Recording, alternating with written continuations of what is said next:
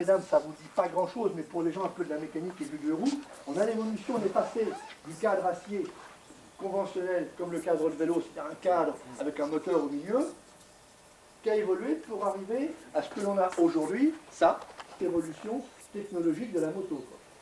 D'ailleurs, à un point que pour les vélos, on va dans ce sens-là, à part que le moteur suspendu, c'est toujours vos jambes, mais les vélos ont eu une évolution parallèle et voire plus grandissante encore que la moto.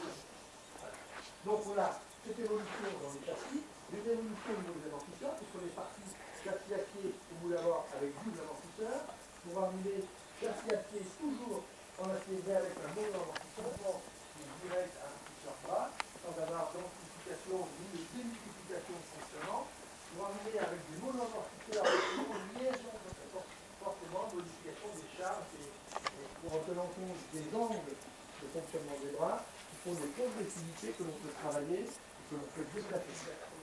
Voilà. Donc voilà, ça c'est pour l'histoire du cercle.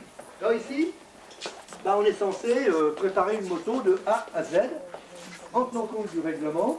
Donc on est livré avec des motos. Ça c'est une moto que vous pouvez acheter en caisse. C'est con, il y en a plus une de montée, parce que là elles sont toutes à poil. En gros, d'une moto d'origine, on va garder ça, cette partie-là, d'origine, et puis on garde le moteur, on a besoin d'un moteur. Tout le restant est plus ou moins modifié, à part cette partie-là qui n'y est pas trop, mais tout le restant est fait ou maison, ou des pièces qui viennent du Japon, ou des pièces qui viennent d'un sous-traitant que l'on a là à Champagné, ou bien encore des pièces qui sont faites par nous, ici oui, ou des pièces qui sont usinées par les élèves du lycée Sud. J'ai avec mon deuxième team, le junior team, on a fait un petit peu d'accords, enfin des accords un peu comme ça, sympas, qui font que je voulais qu'on mouille les élèves du lycée Sud pour soit nous faire des pièces, soit, alors c'est un petit peu des fois embêtant, contraignant, mais voilà comment sont traitées nos motos. Donc on part d'une moto standard et on garde, en gros de la moto, on garde ça et le moteur. Ça c'est spécial, c'est usine, les circuits électriques, tout quoi. En gros, à part ça, tout le restant, il y a une époque, quand on faisait les courses d'endurance, quand on remonte aux années 80 et avant, on faisait ce qu'on appelle un tableau de marche.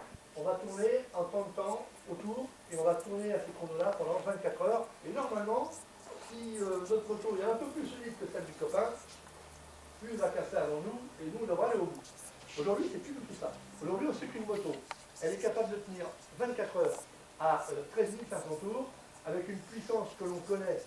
On lui met une puissance dedans qui va faire qu'elle va tenir 24 heures à cette allure-là, au pilote de faire ce qu'il faut pour maintenir une cadence élevée, et à lui d'être aussi costaud du départ jusqu'à l'arrivée, parce que maintenant c'est lui qui fera la... Mais c'est beaucoup maintenant une histoire du pilote.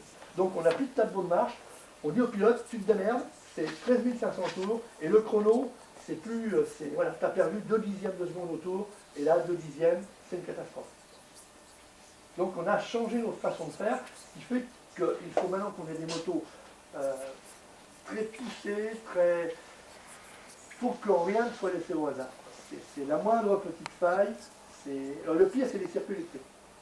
C'est une catastrophe. Un ennui sur un circuit électrique, c'est imparable. Ah ouais, changer un circuit électrique, c'est compliqué. Là, il y en a plus.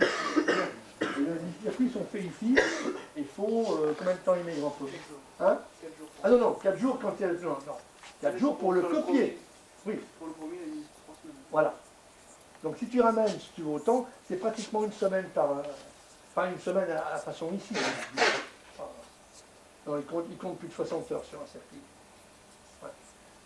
Non, non, ah ben non, le premier, c'est le premier. On ne parle pas du premier. Là. Non, non, c'est les circuits maintenant que l'on a, c'est pas du fil gros comme ça, c'est des contacts plaqués or, c'est plein de choses comme ça. C'est des tout petits fils, c'est tout serti, normalement on ne soude pas, donc ça c'est très très pointilleux et c'est la garantie d'aller au bout d'une course.